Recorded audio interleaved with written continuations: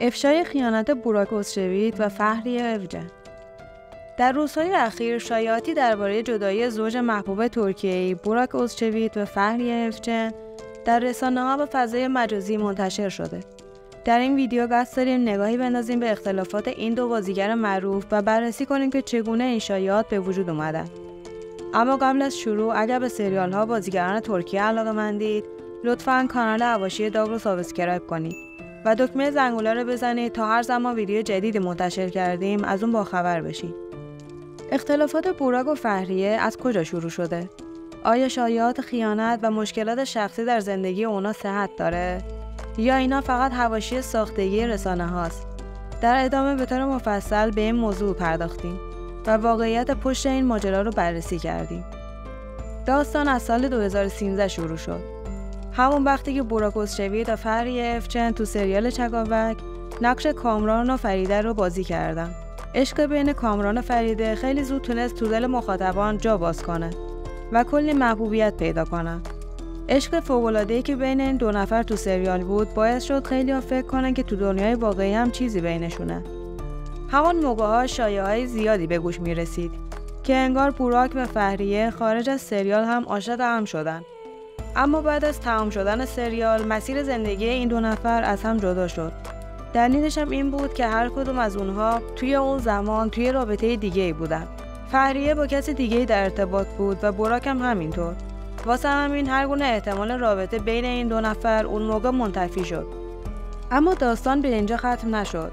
چند سال بعد وقتی هر دو از روابط قبلیشون جدا شدن، دوباره سر راه هم قرار گرفتن. این بار عشق واقعی بینشون شکل گرفت و کم کم رابطه‌شون جدی شد تا جایی که بالاخره با هم ازدواج کردن و تبدیل به یکی از محبوب ترین زوجهای ترکیه شدن. بوراک اوزچویت تقریباً 2 سال با جیلان چاپا در رابطه بود و همه فکر می‌کردن این دو نفر به زودی با هم ازدواج می‌کنن. رابطه‌شون خیلی جدی به نظر می‌رسید و حتی شایعات ازدواجشون هم توی رسانه‌ها پیچیده بود. همه جا صحبت از این بود که بوراک قراره بالاخره با جیلان سر سفره عقد بشینه. اما اوضاع یه جور دیگه پیش رفت. از اون طرف وضعیت فهریه یه مقدار فرق داشت. فهریه توی اون زمان با اوزجان دنیز بازیگر و خواننده معروف ترکیه درگیر یه رابطه بود. این دو نفر تو سریال خانه امتویی اویم سنسین با هم آشنا شده بودن و رابطهشون حدود 4 سال طول کشید. اما این رابطه هم همیشه پر از اختلاف بود و به گفته خود اوزجان توی این مدت حداقل 5 بار از هم جدا شدن و دوباره آشتی کردن. مشکلات و اختلافات زیادی بینشون بود ولی هر بار دوباره به هم برمیگشتن. رابطه فهریه و اوزجان به خاطر همین بالا و پایین ها خیلی پر از حاشیه بود. رسانه ها هر بار این دو نفر به هم میزدن شایعه‌های جدیدی درست میکردن که دیگه کارشون تمومه. اما باز میدیدی که چند وقت دیگه کنار هم دیده میشن. در نهایت این رابطه هم به ازدواج ختم نشد و بعد از چند سال بالاخره تصمیم گرفتن که راهشون رو از هم جدا کنن. اما واقعا چی شد که عشق فهریه به اوزجان دنیز تبدیل به ازدواج با بوراک اوزچویت شد؟ خیلی‌ها توی اون زمان میگفتن که فهریه به خاطر بوراک رابطه‌اش با اوزجان به هم زده. حتی بعضی از سایت‌های خبری این موضوع رو خیلی جدی مطرح می‌کردن. اما واقعیت اینه که ماجرا اونطور که شایع شده بود نبود. همونطور که گفتیم فهریه و بوراک بعد از سریال چکاوک هر کدوم راه خودشون رو رفتن و توی اون زمان اصلا رابطه بینشون وجود نداشت. بعد از تمام شدن سریال چکاوک در سال 2015 بوراک اوزچویت تصمیم میگیره یه سناریو برای فیلمی به نام عشق شبیه توست بنویسه. جالب اینجاست که برای نقش مقابلش هم به فهریه اوجن پیشنهاد همکاری میده. حالا مدیونید اگه فکر کنید بوراک بدون هیچ منظوری این کارو کرده. این حرکتش یه مقدار حساب شده به نظر میرسید، چون همونطور که میدونیم ارتباط بین این دو توی سریال قبلی خیلی خوب بود و طرفدارانشون هم دوست داشتن. بوراک به خوبی میدونست که حضور فهریه تو پروژه چقدر میتونه به موفقیت فیلم کمک کنه و همچنین فرصتی برای دوباره دیدن همدیگه به وجود بیاره. اینطوری بود که عشق قدیمیشون دوباره زنده شد و باعث شد که این دو نفر به هم نزدیکتر شن. فهریه بعد از خوندن سناریوی پیشنهادی بوراک تصمیم میگیره که قبول کنه. البته باید بگیم که اون موقع حدود 4 سال بود که با اوزجان دنیز توی رابطه بود. اما اوزجان هیچ کسی برای جدی کردن این رابطه نداشت و فهریه براش بیشتر شبیه یه سرگرمی به حساب می اومد. حین فیلمبرداری این پروژه که بوراک خودش نویسندش بود، فهریه و بوراک شروع کردن به اشتراک گذاشتن عکسایی از خودشون توی صفحه اینستاگرامشون. این کار باعث شد که طرفداران متوجه بشن که رابطه‌شون جدی‌تر از چیزیه که فکر می‌کردن. و در واقع فهریه رابطه‌اش با اوزجان رو تموم کرده. این عکس‌ها به نوعی تایید رسمی برای عشق جدیدشون بود و همه فهمیدن که عشق بین این دو دوباره زنده شده. اما چی به سر جیلان چاپا و بوراک اوزچویت اومد؟ مثل فهریه، بوراک هم حین فیلمبرداری این پروژه رابطش با جیلان رو تموم کرد. به نوعی میشه گفت هر دوی این هنرمندها به پارتنرهای قبلیشون خیانت کردن. حالا داستان جالب اینجاست که به خاطر همین قضایا فهریه خیلی روی همبازی‌های بوراک توی سریال‌ها حساس شده. به نظر میرسه که تجربه‌های گذشته و شایعاتی که درباره خیانت‌های قبلی بوده باعث شده فهریه احساس نگرانی کنه و بیشتر مراقب رابطه‌شون باشه. این حساسیت باعث شده تا گاهی اوقات بین این دو نفر تنشایی به وجود بیاد.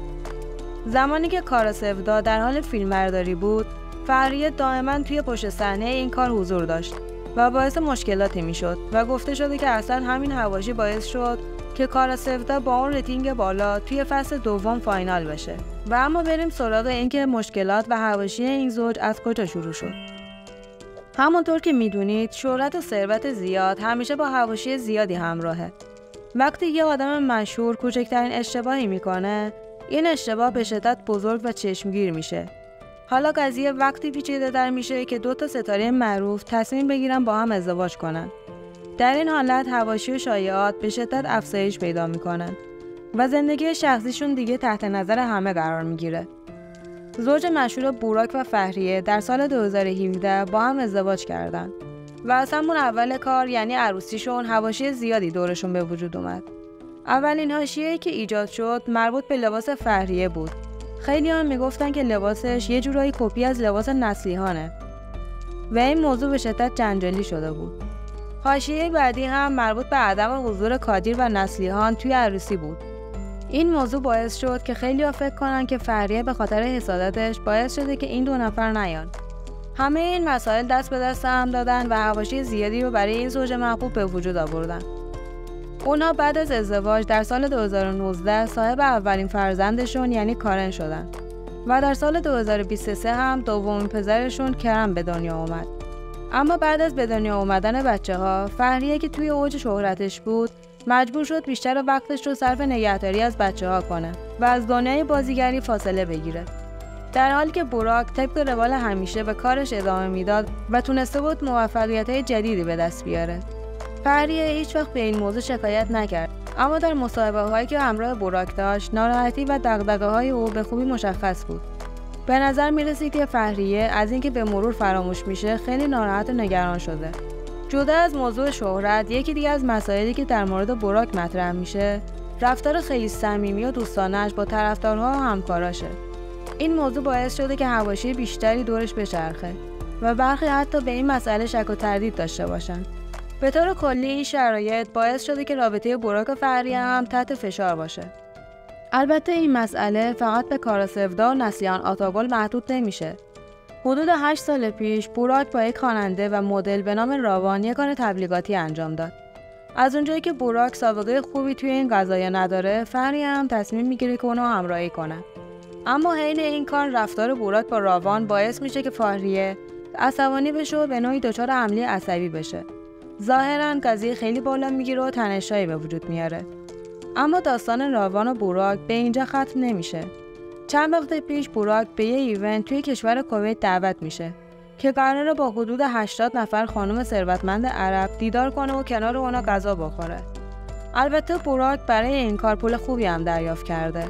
اما با توجه به درآمدش از کار مدلینگ و سریال‌ها، رد کردن این پیشنهاد براش هیچ مشکلی ایجاد نمی‌کرد. با این حال اون دعوت رو قبول میکنه و توی این مراسم حاضر میشه. اما توی این دوره همی یه اتفاق خیلی جالبی میفته. وسط این گرد همایی ناگهان راوان، همون مدلی که قبلا باعث شده بود فهریه به شدت عصبی بشه، پیدا میشه. نکته جالب اینجاست که راوان اصلا جزو دعوت شدگان نبوده و به وضوح فقط برای دیدن بوراک اومده بود. این موضوع دوباره باعث میشه که حواشی تنش‌ها بالا بگیره و فهریه از این وضعیت حسابی نگران بشه. جالبه بدونید که فهریه اونقدر روی بوراک حساسه که هیچ وقت دوستای خانومش رو به خونش دعوت نمیکنه تا حریم دوستاشو به همسرش حفظ کنه. و کسی که تا این حد حساسه بدون شک از دیدار این خانم با بوراک به سادگی نمیگذره. البته به نظر میرسه که این مسائل برای بوراک هیچ اهمیتی نداره. چند روز پیش او کنار یکی از طرفداراش کاری کرده که دوباره جنجال به پا شده. ماجرا اینطوریه که بوراک میخواسته با یکی از طرفداراش عکس بگیره. اما قبل از اینکه عکس بگیره دستشو میکنه توی موهای خانم و موهاشو مرتب میکنه و بعد هم اونو نوازش میکنه. این کارش حسابی سر و صدا کرده و رسانه‌های ترکیه هم به شدت به این موضوع پرداختن. خیلی‌ها اعتقاد دارن که این نوع برخورد بوراک با طرفداراش اصلا حرفه‌ای نیست. بعد از اینکه رسانه‌ها به این موضوع پرداختن، فهریه هم ساکت ننشسته و تصمیم گرفته به جای اینکه فقط به نگهداری از بچه‌ها بپردازه، اونا رو به پرستار بسپاره و خودش دوباره به دنیای بازیگری برگرده. در حالی که فهریه به این تصمیم فکر میکنه، بوراک به شدت سنتی فکر میکنه و معتقده که بچه‌ها حتما باید کنار مادرشون بزرگ بشن. همین اختلاف نظر باعث شده بین این دو نفر دعوای حسابی به پا بشه، در حدی که فهریه بعد از این دعوا راهی بیمارستان میشه. اما نکته جالب اینجاست که بعد از بیمارستان این زوج دوباره به خونه‌شون برگشتن و سعی کردن تظاهر کنن که هیچ مشکلی بینشون نبوده. بعد از این ماجرا هم توی ویلای بودرومشون دیده شدن. اما بعد از این قضیه شایعاتی در مورد بارداری فهریه منتشر شد. داستان از این قراره که یک خبرنگار از بوراک درباره ماشین جدیدش سوال میپرسه و او در جواب میگه که خانواده‌شون در حال بزرگ شدنه و لازم بوده که ماشین رو عوض کنن. همین حرف باعث میشه که شایعات درباره این زوج بیشتر بشه. گفته میشه که فهریه بعد از ماجرای راوان و اون عکس گرفتن با طرفدارش میخواسته از بوراک جدا بشه. اما وقتی به بیمارستان مراجعه کرده متوجه میشه که حامل است و به همین خاطر تصمیم میگیره یه فرصت دیگه به هم بدن. خیلی هم معتقدن این حرکت بوراک و فهریه به خاطر این بوده که خبر بارداری نسلیهان که همون هفته بیرون اومده رو کم رنگتر کنن و خودشون رو دوباره به صدر اخبار برگردونن. حالا شما نظرتون رو توی کامنت ها برای ما بنویسید و بگین که از کدوم سریال این بازیگرا خوشتون میاد. اگر از این ویدیو خوشتون اومد اون رو لایک کنید و برای دوستانتون به اشتراک بذارید و برای حمایت از ما کانال حواشی داغ رو سابسکرایب کنید. زنگوله کنارش رو فعال کنید تا زودتر از ویدیوهای جدید ما باخبر بشید. ویدیوهای پیشنهادی رو از دست ندید. ممنون که تا پایان ویدیو همراه ما بودید.